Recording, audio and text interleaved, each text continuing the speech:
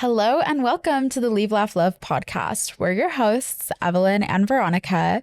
This is a podcast about life after high demand religion. When we were deconstructing, there weren't a lot of resources about the crazy kind of Catholicism we found ourselves in, so we decided to be a resource for others in that place. We may have left the church, but we're still laughing and loving. No matter where you're at with your faith, we're so happy you're here today. Hello and welcome. I'm so excited that we're finally recording an in-person episode. Everything about this is so exciting. For the first time ever. I know. For the first time in the history of Leave, Laugh, Love. Today, we're going to be doing a little deep dive into this document released by LifeTeen called the state of Catholic youth in America. I keep wanting to say like the state of the church instead of like the state of the union. But this is the 2024 report because obviously they probably won't release the 2025 report until like 2025 is over, I assume. Anyway, we're going to deep dive on that because we have thoughts, and Veronica's going to start us out with like a little bit of just background on LifeTeen generally. But before we dive into all of that, welcome to Small Group. Thank you. What's your rose and thorn of your week? Oh my gosh, I'm so excited to share my rose and thorn of the week. I am super happy with how our set turned out. I've been cross-stitching, as you all know, if you've been listening to our recent episodes, all of this stuff. For the last month, I've finished 7 cross-stitch projects. Actually, that looks like 8 total, 8 cross-stitch projects because there's 2 that are not here. Oh, okay. But yeah, so I've been doing so much cross-stitching, and Evelyn and I are cross-stitching together in person today. The wall will be growing. Right. Mine says, "Not today, Satan." And Evelyn, yours is? Mine says, "I can do all things through spite, which strengthens." Oh my gosh, I love it. I love it. This is my favorite. I've been going on a little like Instagram deep dive. Now all my ads are cross-stitch ads, which is much nicer than the random stuff I was getting before. Incredible. And I found out about taping down the ends of your project so it didn't unravel. So I did that. But anyway, that's been great. My thorn is probably a literal thorn in my side, aka just I woke up and my collarbone like is pinching so bad. So if I randomly twitch, that's why. That's what's going on over here. Yeah. What do you have? What's your rose and thorn for today? I would say my rose is, just like being here, the set, everything came together so beautifully. I would say my rose is just like being here, being finally recording in person, the way the set all came together. I feel like everything is just falling into place. Also, look at this. It was $17 at Home Goods. I've been telling that to anyone and everyone who will listen to me because I'm just so hyped about it. Because when I went to the craft store and I was getting the cross-stitch kits, I saw all the little ones that you see on screen at like craft stores. And I was like, oh my gosh, I need to get all these pink ones. And a lot of them are sort of like Pink Pony Club, pink cowgirl vibe. If you follow Evelyn on social media, you've seen your Pink Pony Club quail hut. Pink pony. It's the Pink Poultry Club. Oh, the Pink Poultry Club. Sorry.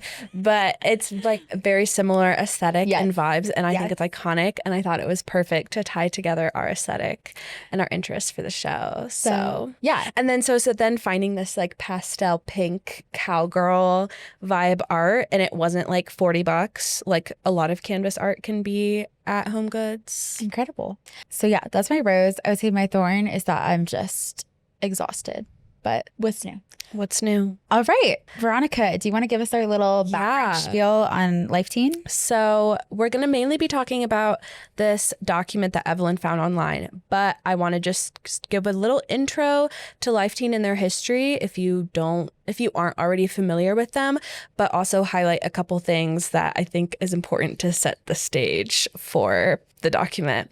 So LifeTeen is an organization founded by the former Father Dale Fushek in 1985 at St. Timothy's Parish in Mesa, Arizona, with the goal of reaching Catholic teens through engaging religious education. And it was supposedly in response to Pope St. John Paul II's call for new evangelization, which was a huge thing during his papacy that he talked about. And it eventually became organized and grew into a national and even international organization that prepares youth ministry materials for distribution to parishes nationwide. Hundreds of parishes host LifeTeen branded Life Nights on a weekly basis, like your youth group did, right? Yes. You had my youth group started out as LifeTeen, and then eventually it just transitioned to LifeTeen Energy minus the actual like subscription piece. Okay, great. So that was what my parish was like. So others pay for access to LifeTeen materials and then adapt them for themselves. So what I heard is that our parish did pay the subscription for LifeTeen, but we always had trained youth ministers who wanted to kind of put their personal flair on things. So it's never marketed to us as Life Nights. It was just materials that they were drawing on. And LifeTeen, I think, really changed the game for Catholic youth in America and 100%. brought like what was going on in the evangelical Pentecostal youth group movement and brought it into the Catholic world. Yeah. So a lot of them still have that LifeTeen flavor and energy, like you said. 100%. LifeTeen advertises that its reach extends to over 1,500 parishes in more than 30 countries. Wikipedia quotes some sources that although LifeTeen is present in fewer than 10% of American parishes, more than 40% of American seminarians had some connection to the program during their teenage years, which is reminding me of the stats on Steubenville and the number of grads who are ordained who in a given year will report some connection to Franciscan either through a Steubenville conference or attending the school itself. Which I feel like is why it's so important to talk about, like, not only Franciscan, but also, and we will in a later episode that we have planned, guys. I'm so excited to talk about the web of connections of everything. But yeah, I feel like that's why it's so important to talk about LifeTeen and talk about Franciscan and talk about these things, because although their reach is pretty large, but although it's kind of statistically small within the church right now, it is only going to exponentially increase like the amount of influence that we're seeing of it. Right. Because these are the people who are moving into leadership positions. Right. Sort of like an MLM. Then those people will bring LifeTeen to their parishes one day and hire LifeTeen youth ministers, when they're pastors of a church. Speaking of Franciscan, LifeTeen does have a big connection with Franciscan. They co-host some Steubenville conferences. So some of them are specifically LifeTeen Steubenville conferences. They have XLT nights. I don't even know what is. I think it's supposed to be like Exalt. Oh, like but Exalt. The XLT I think stands for something ? Like, or maybe they're just trying to make it like make it fun and trendy. That's Exalt. But that was how it was always like told to me, as they were called Exalt nights. Okay. Because you're exalting the Lord. Okay, that makes sense. So pronounced Exalt, but the letters XLT. I went to one XLT night, Exalt, whatever, actually at World Youth Day, the English speaking catechesis arena that was put on by the Knights of Columbus and the Sisters of Life. They hosted a LifeTeen Exalt night. The music was led by Matt Maher and Audrey Assad. So I'm in this huge arena with like tens of thousands of people at World Youth Day listening to Audrey Assad lead us in worship several years before she then left the church. Yeah, Audrey Assad, if you're out there, we want to chat. We love you. You paved the way. So yeah, there is like a lot of overlap. A lot of people who were engaged with LifeTeen growing up go to Franciscan. LifeTeen also has summer camps. They have Camp Covecrest in Hidden Lake. Covecrest is one of their. Covecrest was like the original one. Yeah. And Hidden Lake is also in Georgia. And they just did one also that I think is It's Virginia in the or report. something. Oh, it is? in the other report. ones? Okay, perfect. So they grew out beyond just like Sunday night youth group type of thing. But I would say like with my youth group, even though like it did start out like when I was in middle school, like we did Edge. Like that was like fully like LifeTeen branded. And then I think it was like around the age that I was getting into high school that they were like stepping back from using actual LifeTeen branding. Right. But we very much still had like all of the LifeTeen stuff. Sure. And I also had a youth minister from Franciscan and a different youth minister who grew up in a covenant community. So all of that's all tied into Right. It's all like it's all the same brand, even though LifeTeen wouldn't call itself part of the charismatic movement per se. It 100% is. Right. So then one last thing that I really wanted to highlight about them. So do you remember how at the beginning I mentioned that the founder, Dale Fushek, was formerly Father Dave Fushek? So I feel like it's really important just to give you a little bit of background on him as the founder of LifeTeen. So he's formerly Father Dave Fushek because he eventually in the 2000s opened a non-denominational prayer center, a Pentecostal prayer center, and established himself as the head pastor / preacher of this house of prayer. So he was excommunicated when he was like refusing to step down from that. He was told to shut it down or to at least disaffiliate from it and say, hey, dude, you're a Catholic priest. You can't be doing this like random church stuff on the side. And he refused. And so they excommunicated him and he was no longer in union with the church. but he wasn't laicized until 2010 when there became multiple allegations of sexual abuse against minors. Wow, are we surprised? You started a youth ministry program and using minors. So LifeTeen now buries that history of its founder. It's not in LifeTeen materials. Not find out about that till obviously you're not going to like tell that to teenagers. Right. But you know, we didn't find out about that till very recently. Right. Very recently. I feel like within the last several months. But Google AI, you know, I just searched LifeTeen history and I was trying to find a website and it said, oh, look at this information. And I was like, oh my gosh. We read real articles after that. Oh no, not for real. I'm saying Google AI. I'm saying that like, no, I was well known enough that it was able to pull up that information, but I had never known till recently, which is crazy. But yeah, how much can we trust a youth organization that was founded by a man who routinely abused teen boys and then bucked the authority of the Catholic Church, which he was a part of? And I'm all for bucking the church's authority 100%. Like, don't get me wrong.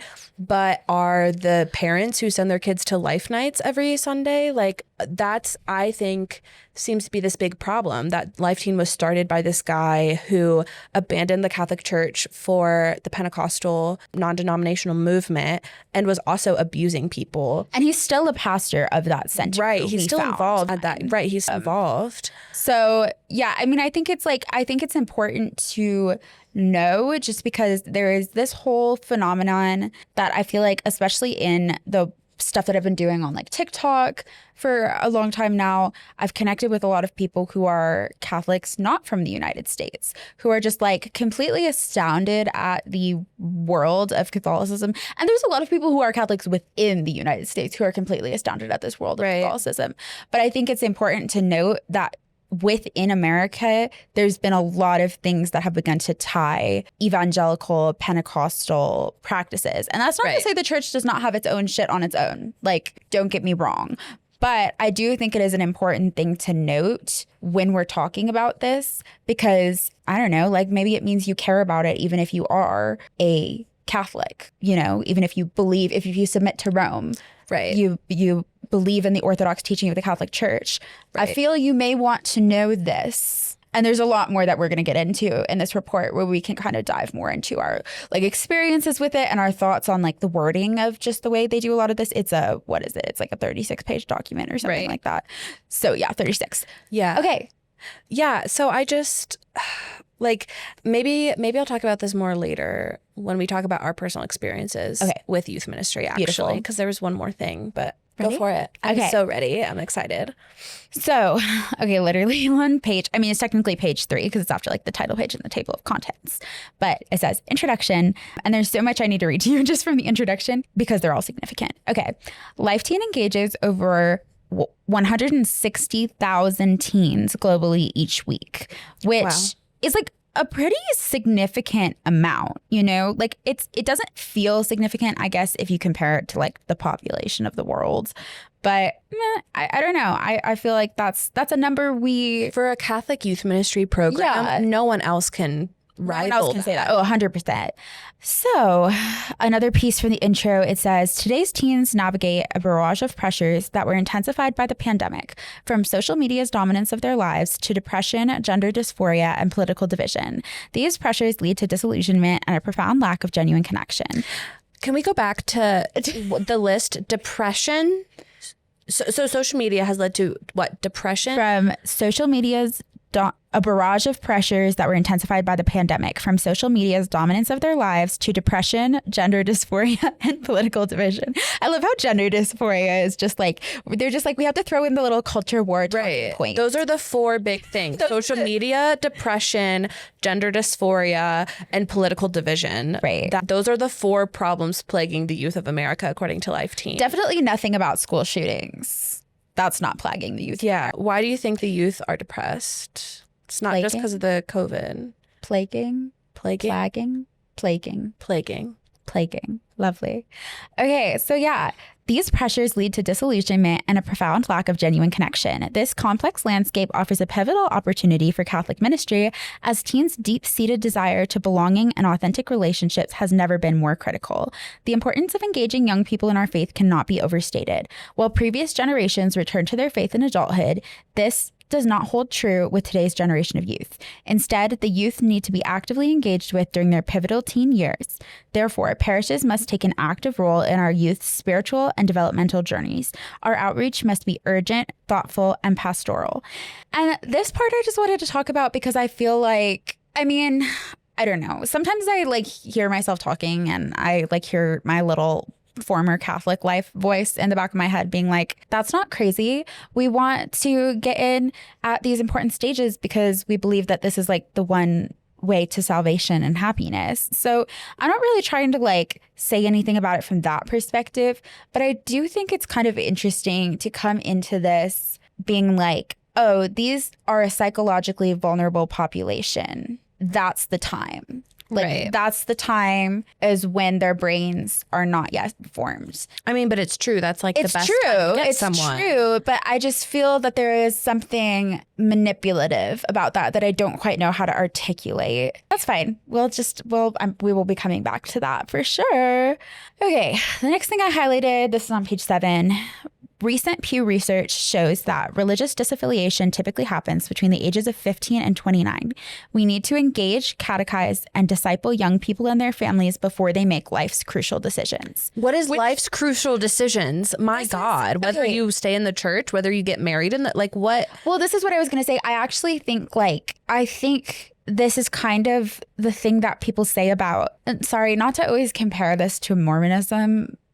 I don't know why it always comes back to that. It's an easy it is an point easy of comparison. It is an easy reference point, but I feel like this is what people say about Mormonism, about like the missionary work that you do right out of high school before going into college, is that it kind of cements you in this space of you're spending your first years in the adult world, like engaged in this kind of work that I think like also makes it a lot more psychologically difficult to disaffiliate because you've put so much time and energy into something like that.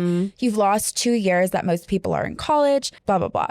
I guess like my point is just, I don't know. I think that, and this is something that has rung true throughout like deconstruction, and I think this is something we've touched on before, is like our friends who already went through major life milestones, that makes it difficult to engage with this. Like it does in a way, like it's like you could look at the statistics from someone within the church and be like, oh, well, like if people were engaged in this from a young age before they make these life crucial decisions, then that's what keeps them there. Right. But I'm thinking about it like a layer deeper of the fact that like, yes, obviously, if you got married when you were like in your late teens to early 20s, and now you have children because of the teaching around contraception and the just like pressure to get married at a young age and have children at a young age, obviously that impacts your ability to even be able to allow yourself to think critically about these things. Because I know how intensely difficult it was for me to even be able to start to reckon with these realities. And that was with me not having to worry about a marriage and children. Right. Like it is another layer that does make it so much more complicated. And so it's like, yeah, you're right. Like if you get the young people before they make crucial life decisions, you can influence those decisions. Then they're stuck. But I don't think that that's necessarily a positive thing. And I think that like, again, like if talking to people who are very deeply devout and who very much affiliate themselves and align themselves with the teachings of the church, I think you can do that. I think you can do that and still not manipulate people. You know, like I think that if you believe in what you believe, then you can understand that like it's a truth that will resonate regardless of, no matter what. You just don't need to manipulate people if it's true. Yeah. You know, but I don't know. Okay. There's the section that we're under now is called the 5 Cries of Youth. I love these 5 cries, by the way. I read like the first 4 or 5 pages and took notes on all these lists. It's like the 3 things plaguing today's youth, the 5 cries of the youth, the 5 ways you can do youth ministry, the 10 tips for youth ministers. And obviously like I'm not going to read through like this whole list or like all of these whole lists because that would just make this way too much, but I'm going to read through my sections. But I think that like my highlighted sections, but I think that just like the context of what we're talking about is useful information. Okay, so the 5 cries of youth. Number 1 is working through anxiety. And then I highlighted this portion. Teenagers in 2024 are known as the anxiety generation. LifeTeen's data shows a rise in anxiety medications among the thousands of teens that attend LifeTeen camps and events. We believe this is due to continuous social media exposure, idealized lifestyles, and peer pressure. Current challenges like gender identity, political unrest, and economic uncertainties add to their anxiety and worry about the future. It's those damn phones. It's those damn phones and that gender identity, Veronica. Right. I mean, the damn phones are showing us all the problems with the world all the time. Which, yeah, it's like correlation doesn't equal causation. I think it's the increased awareness. I mean, it's like, yes, like phones play a role in it. I'm not trying to say that at all. Like we definitely have phone problems that are, and technology problems that are unique to our generation. Okay, but then they're saying like the phones are causing all these problems. And I'm like, what? I think the problems are there and we just have more awareness of it. Right. And those are not all the problems. Again, we still haven't mentioned school shootings, which cause so much anxiety. That is a major stressor. Teen students. At least they do mention the economic uncertainties, because I do feel like that is a thing that really does play into the amount of anxiety within our generation is the economic state of the world. So, I mean, I'll give them that one. I did think it was kind of interesting that they're basing this data on the amount of like medications that they are. That's like really funny. It's all just personal data, like internal data that they've collected and examined. Well, I guess like maybe they're trying to say like this is true of people who are engaged in the church in this way too. You know, instead of looking at just like that's true the general population. Right. I just thought it was interesting. I'm not trying to say any kind of thing about it. No, I kind of appreciate that actually, that they would be like specifically our demographic. Yeah, instead of just pointing to like, this generation has a lot of anxiety problems and also they're like not as religiously affiliated, because I do feel like that's a narrative that's used a lot. Exactly. Yeah, I like that. Okay, number 2 is finding belonging and seeking community. And the piece that I highlighted says teens experience a sense of belonging community through youth groups and church activities. And underneath that it says show unconditional love. Create a youth group at your parish that offers safe spaces for teens to be themselves, away from societal pressures. Catholic communities are crucial for fostering the sense of belonging and helping teens form healthy, supportive relationships. And I just like this to me is so interesting, because this is what religion did for me, right? Like this was my pipeline into being so devoted to the faith, was that the church was this like space of belonging and community. It's okay, Quinn. Do you not want your laptop anymore? I didn't need it anymore. Okay. The church was this space of like belonging and community, and like that really drew me in. And I don't want to like understate the positive impact that did have on my life. Like it was genuinely a super foundational thing for me. And I think that it did provide a lot of like structure and community. And like, I think a common experience of people who do get so deeply involved in the church is that there is some kind of chaos, external chaos, that the church gets to be like a refuge from. And I mean, like we see that even with just like larger like analyses of societies, that religious affiliation increases during times of turmoil. And it's because it's able to provide a refuge. Like there's a lot of psychological protective factors about religion. And I definitely think like when you're going out of your way, particularly when we live in a society that does not necessarily always value community, when you're going out of your way to create community, that does offer a lot of positive things.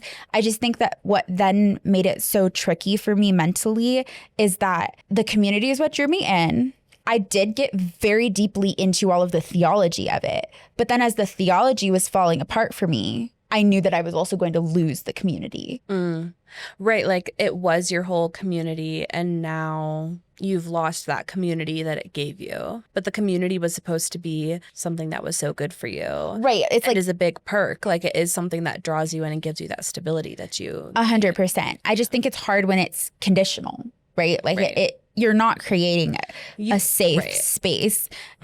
It's very conditional to follow Christ. Yes. Like that's what the safe space is for. It's to be a safe refuge from the chaotic part of your life. but not if you deviate from that at all. You have to be pointed in one direction, going towards God or the church, and you can't ever go backwards. Yeah. Okay. And then so much to say on this section. Number 4 is the need for family. And it says, in 2024, family relationships are critically important. Parents still have the greatest impact on teenagers' lives, shaping their spiritual and moral development. The family unit serves as a crucial support system, aiding teenagers in dealing with challenges and uncertainties.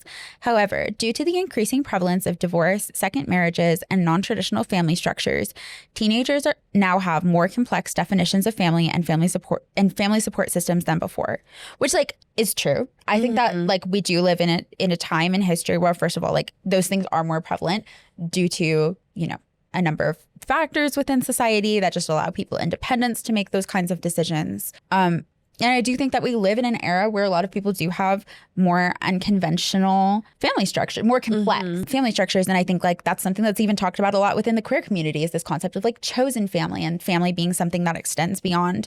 So I don't want to argue with you on that, but then it says what we can do. Teach about family and support the family. Rely on Catholic teachings that emphasize family values to resonate strongly with this generation, reinforcing the role of family in personal and spiritual development. Build mentorship relationships. To address the reality that not all teens have a supportive traditional family, provide a support network within the parish community that includes adult mentoring from strong, holy Catholics. And this really got me to read it laid out so specifically, because again, this is what the church did for me. I had this family structure that was in a lot of ways pretty dysfunctional and impacting me in a lot of ways, right?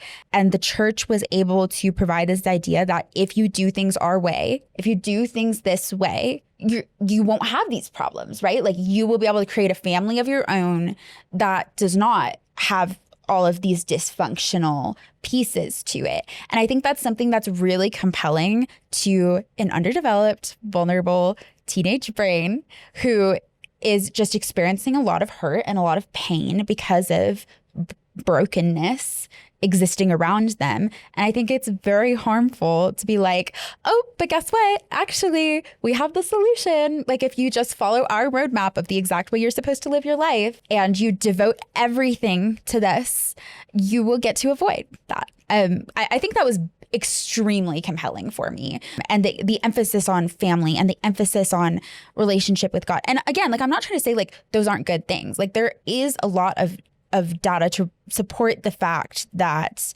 there are positive psychological impacts of religion. And so I think if you have a family that's within a religious structure and you're having those protective factors, I'm not saying that's not a good thing, but I think it's a little oversold on this idea. Well, first of all, just this idea that this will solve the problem. But second of all, this idea that this is the only way to solve the problem. Right. That was something that you talk about a lot that drew you into the church, not coming from a very strong religious background, was they were saying, well, if you live your life this way, and if you have, it's talking about drawing on teachings about family and traditional family. And if you're hearing that kind of message in youth group and saying you need a strong traditional family to whatever. And by traditional family, we know they all mean the wife and the husband and the 2.4 plus kids, divorce, death of a parent, remarriage, all those kinds of things that's mess with the child's development. The best situation, they always say, is the child has a right to be raised by its own father and mother and whatever. The church uses that for so many other social things when it comes to abortion and contraception, IVF, surrogacy, all the kind of reproductive stuff. But yeah, that was compelling too, because okay, if you live your life this way, you'll have a good life. Your life was chaotic and not a safe family home vibe. And so that seems to fit in with the narrative that they're selling you, that if you don't have this perfect Catholic family with a supportive mom and a supportive dad who love each other and raise you in the faith, that you'll have chaos in your life. You're I have chaos in my life. And exactly. So turn it that way. You're right. To go on and you idolize being able to create that perfect family one day. Whereas even, that doesn't actually solve all problems. I Right. was raised in that sort of like ideal family, and we still have family problems. We still all have our own individual problems. I still ended up leaving the Catholic Church despite my parents doing everything right when it came to raising me in the faith. Model Catholic parents. Right, right. And so, yeah, so them saying that like, oh, we need to draw on that, really emphasize these traditional family values and the support network of that. I think it can be hard also because it can alienate kids who maybe don't come from that background as well, and then feel awkward and bad about their family. 100%. I mean, I think that was also kind of a piece of it that was always there for me, is like, okay, we're talking about these things. I don't have that. Right. I don't have, like, my parents are nominally Catholic, but I don't have parents who are gonna like come on, guys. They barely want to bring me to youth group and Bible study. That's like twice a week. They're not bringing me to confession. They're not bringing me to this and that and the other thing. And then I would just hear all these things that were like, oh, well, you know, like if your access to confession is limited because your parents, like that's on their souls and not yours. And I had someone that I dated in high school whose family was very devoutly in the church, and there was a holy day of obligation that was coming up, and they were homeschooled. I went to public school, and I was just saying like, yeah, like there's just no way I'm going to be able to make it to mass on that holy day of obligation. Like I have to go to school, and also like I'm not going to be able to get transportation. And like it was just like that, like, oh my God, like I'm so sorry. Like it was like there were things you could have felt bad for me about. Right. But that was not the missing a holy day of obligation mass. No. Yeah, for sure. Okay, moving on. Okay, one of the, what is this under? 10 strategies for effective youth outreach. This is number 6. It says, host encounters with Christ. Facilitate intimate spiritual experiences like Eucharistic adoration and praise nights. This allows teens to actively engage with the faith in a communal setting. And I think this is another piece of it where if we're like talking about the charismatic movement side of things, the FOP setting, for those who may not be familiar, FOP, Festival of Praise, you can call it an XLT, Exalt night, whatever. It's all the same thing, right? It's this concept of you're doing adoration in, like, you have Eucharistic adoration going on. You have this intensely emotional praise and worship music going on. You have the lights dimmed. You have the smoke. You have the incense. Like, it's a very sensory experience. Yeah. And I think, like, something that I used to be super resistant to within the church, like, fully as, like, when I was very deep into this, is people would say like, oh, that's all emotion. Like it's all like, it's manufactured. And I would be like, I had this analogy that I would say a lot if I was like engaging with people when I was doing my social media ministry stuff, where I would say like, yeah, like a marriage, for example, like it's founded on something so much deeper than just emotions. It's not just like, love is not just a feeling, like it's a choice, right? But you would still kind of not love your marriage if you didn't do things that incite the like happy feelings sometimes. Right. That was like my analogy to it. But I have, sorry, no, go ahead. Were you saying anything? Oh, I didn't mean to interrupt you. I have like such a hard time with this because the Catholic voice in me says we are embodied beings, so our body is also important. So having that sensory human experience is important too, instead of just like reading off prayers that don't do anything to like draw you closer to God in a way that you can like feel in any way. And also that we need to do something to help open our hearts to be predisposed spiritually. We do that through our bodies or through like praise and worship or whatever. But like trying to figure out that gray area and that line between emotional manipulation and manufactured emotion versus like, okay, yes, that's a legitimate thing that you should do. It should also be a physical human experience instead of just like cerebral spiritual. It's complicated to talk about. Right. But the thing that like gets me about LifeTeen, this is what I was waiting for this moment to bring my final notes about the founder, which is that this is a man who was abusing the teens that he was in ministry with. And when you look at it in this context, it seems like he's using this Pentecostal framework in the charismatic praise and worship setting that is very intensely emotional. Intense. Right. The sort of, the at youth group night, you might start with like an icky, You're like diving into your thing. sorry. No, like We were going in different directions. shoving your face in a plate of whipped cream and pickles, you know, things that are physically uncomfortable to like get you off your guard. And then you have like a trauma dump session. You know, you hear about how you're sinful and how God saves you. And then you have like a trauma dump session with your small group. And then you have like your prayer time where you've just been like worn down all day in multiple different ways. And it's not hard to draw some lines to say this man was a serial abuser for the kids he was in ministry with. He created this highly successful thing that gives people like, yes, I understand that it's important to have a vibrant experience of your faith, but also it seems like this was created and manufactured by someone who was taking advantage of that to pick victims. Well, right. And that's what's so... I mean, just abuse is bad in general, right? But obviously doesn't need to be said, shouldn't need to be said. Abuse is generally bad, but that's why there are so many regulations around, for example, like the relationships between like therapists, counselors, like social workers and their clients, because it is an area where emotions are very high and people are in very vulnerable states. Right. And I feel that that is entirely and exactly the same thing when you're talking about people who are ministering to youth who are like vulnerable just by definition of being young. Right. But then also you're putting them in intentionally, emotionally vulnerable states. Right. That's, yeah. And I think like it's one of those things where like it feels good. This is so funny. I feel like I'm in like an ex-gay testimony right now. And I'm like, well, you know, like being gay, like it feels good. Like if it didn't feel good, no one would do it. No, going I to don't make out like with that. girls is amazing. Like what? Of course it feels good, but it's bad for you. It's bad for your soul. It's actually like eating poop. Girl, stop. Candy covered. Okay, stop. We're done. We're done with that analogy. I am trying to put myself back. I'm sorry. Did you ever get that in youth group? I did. The M&Ms. Okay.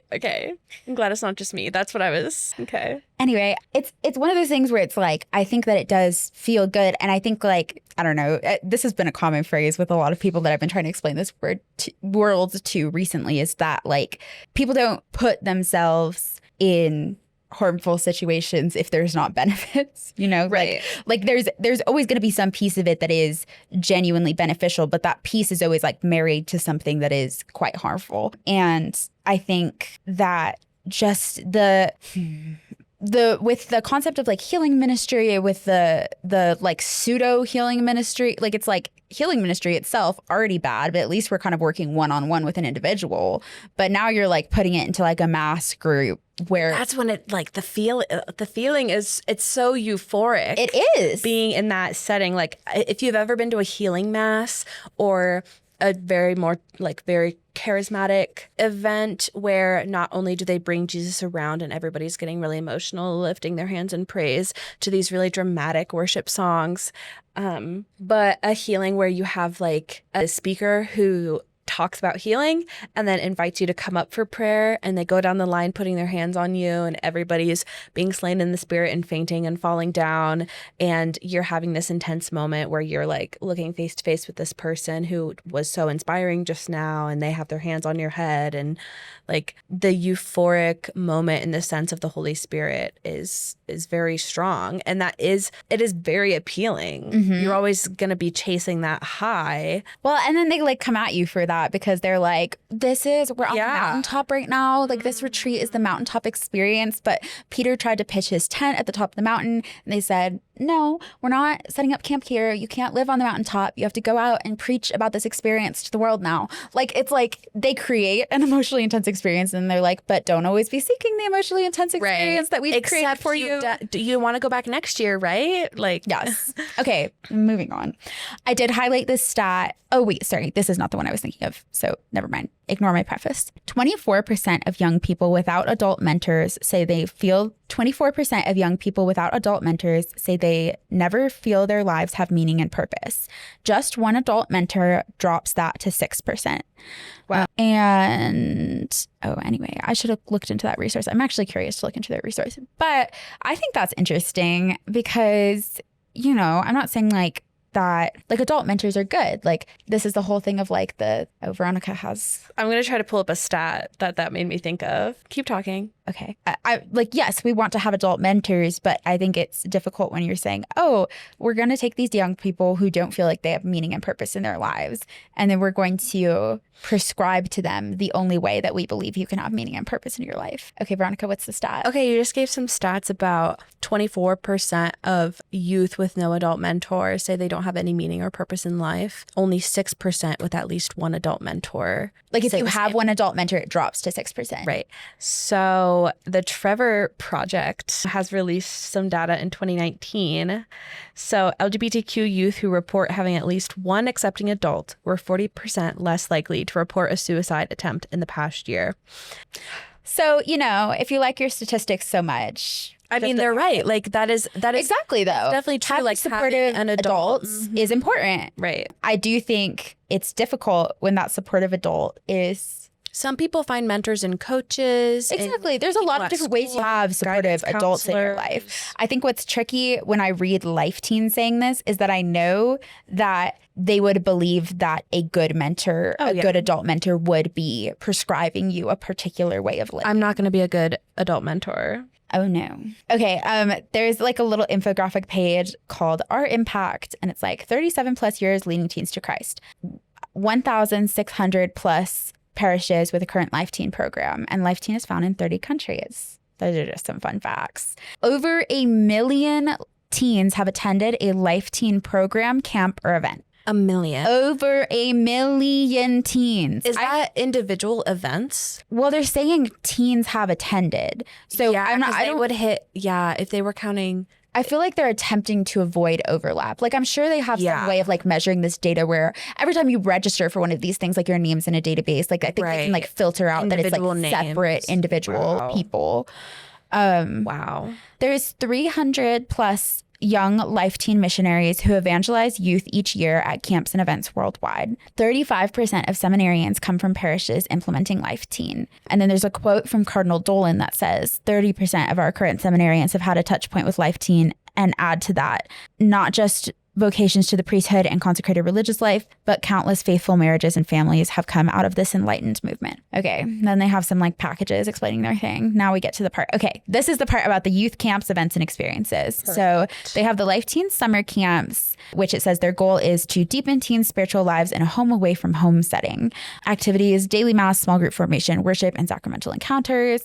And then their summer camp locations are Cove Crest in Georgia, Hidden Lake, Middle School Camp in Georgia, Wild Sky in Texas, and Golden State at Whispering Winds in California. Oh. In my state. Fascinating. Okay.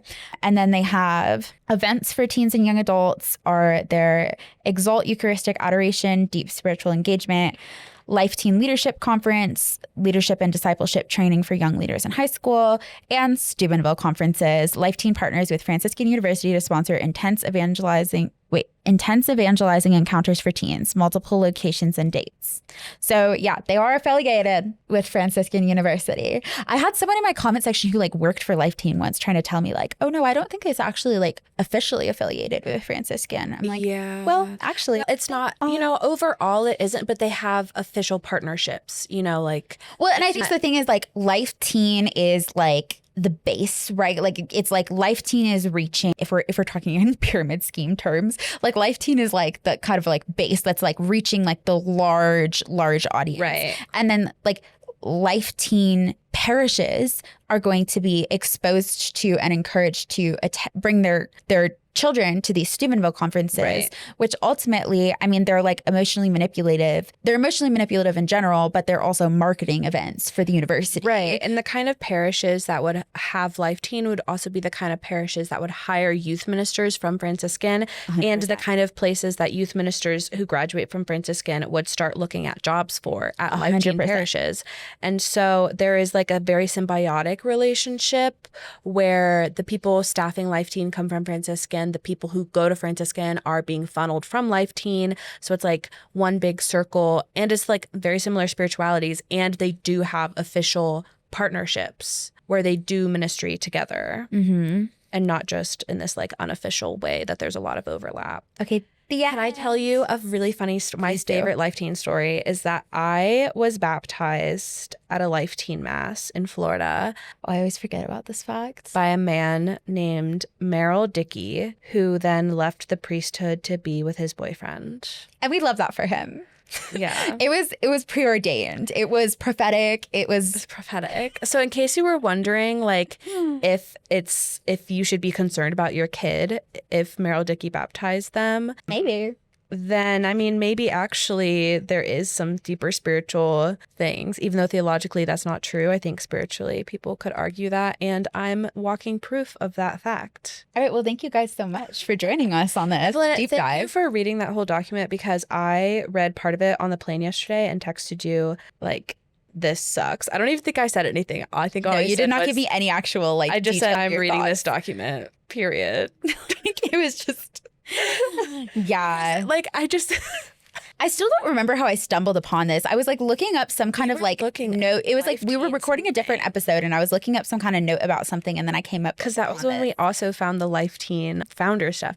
Okay, I just wanted to share because I was writing down the lists are so funny to me. This document is 30 pages, and half of it is them just listing shit. Okay, so these are the 5 cries of youth: working through anxiety, finding belonging and seeking community, purposeful connection, the need for family, and navigating loneliness. Okay, I'm sorry. Community, connection, family, and loneliness. Those are all the same fucking thing. They are the same thing. It's the same picture. I don't understand. Corporate wants you to find the difference between this picture and this picture. It's like when you're like trying to write a paper and you read like one chapter and you have to pretend it's like 5. And then you're trying to like really draw out that one little bit of information that you have. Well, no, I do think it does speak to like how deeply this is the strategy, though, is like creating a place of belonging. And it's just one of those things where it's like, this never struck me as weird when I was within the church. And so I definitely know, like, probably there's someone out there who's like, yeah, like the church wants to create a place of belonging for people who don't have belonging. What's wrong with that? Right. And it's like, there's nothing wrong with that. It's just that that's a touch point. Like, that's a start point. That's a pipeline. Right. It's funneling us into... If it was only that innocent, I would love it. Right, exactly.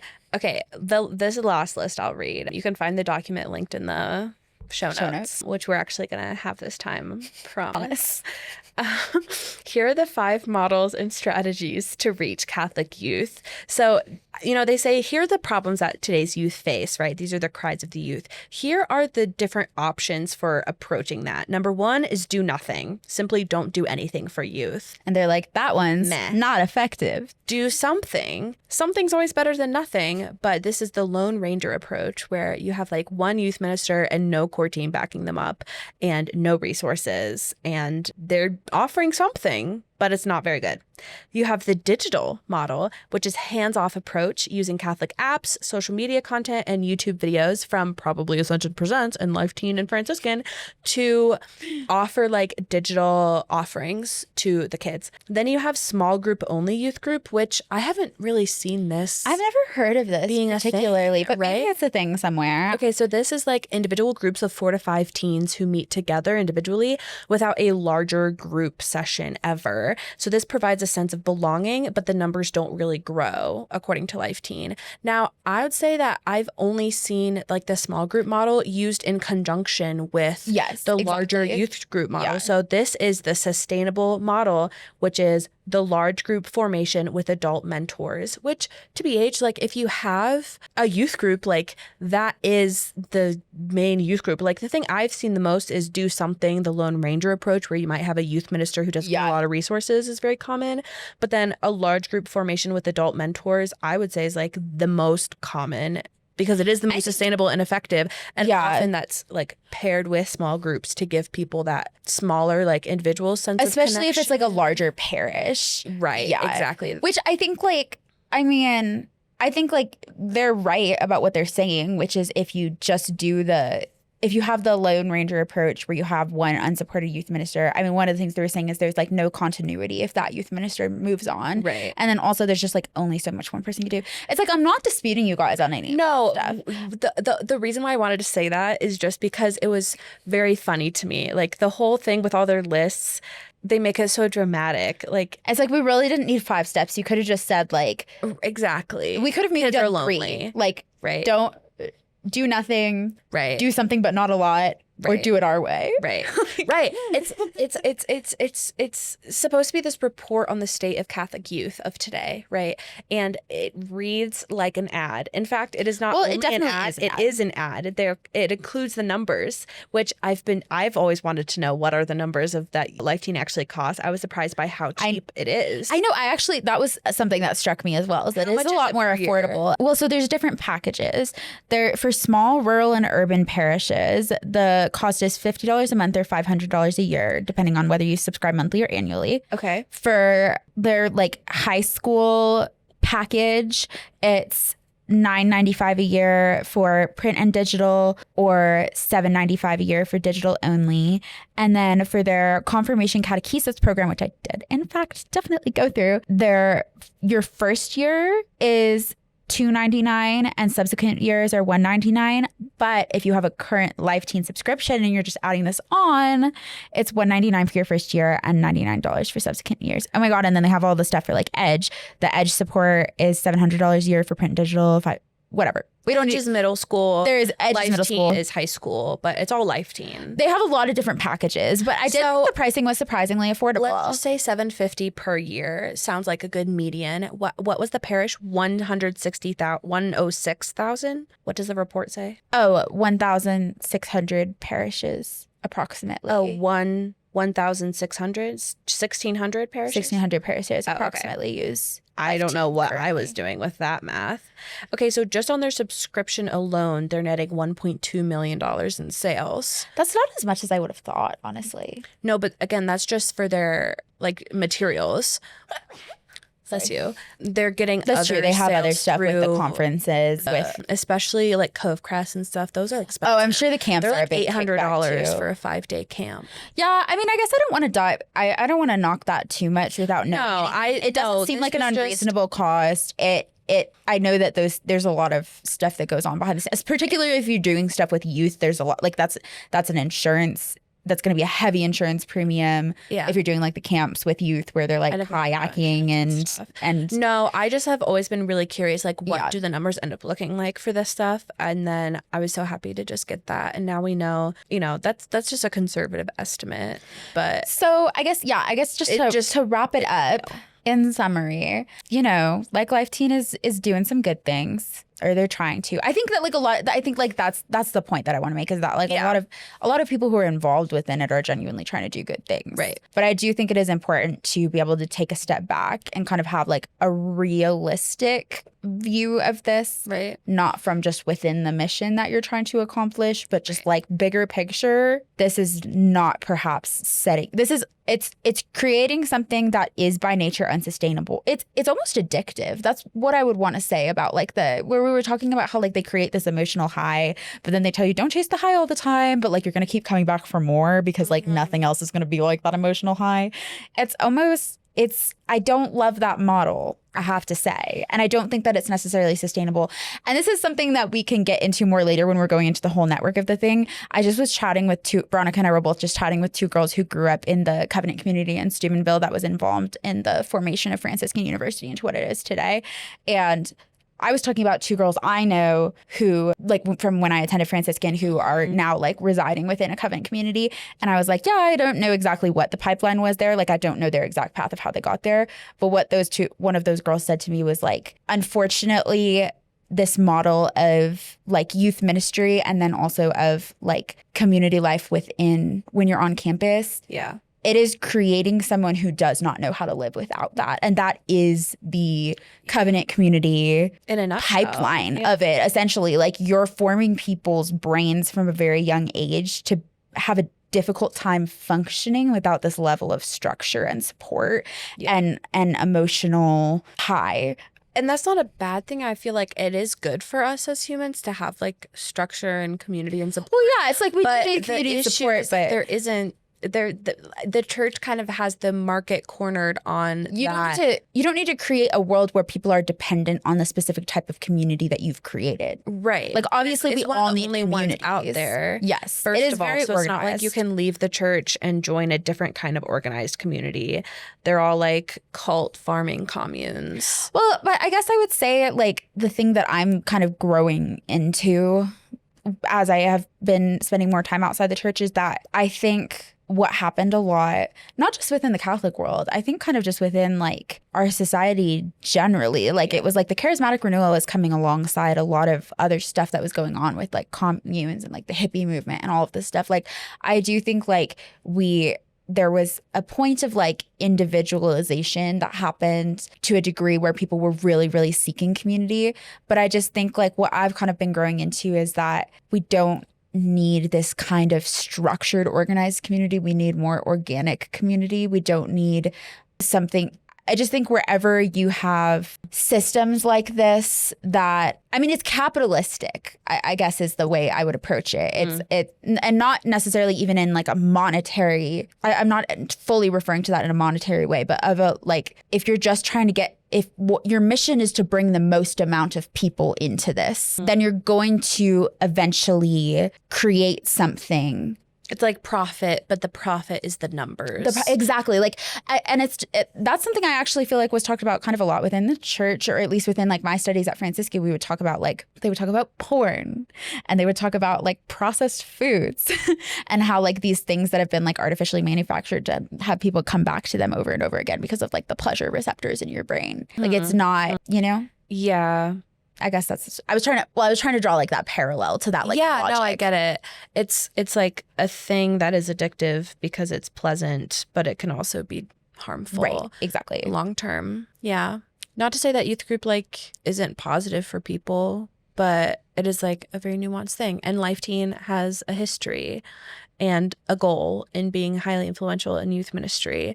And I think, you know, even devout parents should know the background. Well, and that's something we've heard a lot with our podcast is even people who are fully in the church who are like, okay, like I'm not going to send my kids, like youth ministers or parents being like, okay, with this information, I do not want my children involved in Steubenville conferences and like Steubenville activities. Like, okay, maybe we don't want to advertise that for the university to know that we're driving people away actively. The truth hurts. Anyway, on that note, thank you for tuning in to today's episode of the Leave, Laugh, Love podcast. Give us a follow at Leave, Laugh, Love pod on Instagram and YouTube to stay up to date. Follow us on Spotify, Apple, or YouTube, wherever you get your podcasts. Welcome to our YouTube debut. We've been working on this transfer for a long time. Patreon. You can donate Patreon. Evelyn, what is your little spiel? My little spiel is like, how much value does this podcast add to your life? I'm definitely 100%, if anyone is hearing this and knowing they've heard this somewhere before, I'm stealing this from the Daily Growers podcast, which is a farming podcast. So probably there's not a lot of overlap there. But how much value does this podcast add to your life? $1 of value a month? $2 of value a month? If you feel like it's valuable, you could buy us an eighth of a coffee in this current economic Incredible. climate. After 8 months, we will have one coffee. One of us will have one coffee. And then I will wait 8 months for my coffee. So anyway, if you feel compelled, if the Spirit is putting it on your heart to give to our mission, feel free to pop over to patreon.com/leave-laugh-love. Oh my gosh, can I throw in the Leaving Eden podcast? Whenever they go to a sponsor break, they say, should we take up the offering? Should we take up the offering? And that I was about to say that. I was Thank you for taking up the offering, Evelyn. The call to communion. Anyway, until next week, keep living, laughing, and loving. Bye.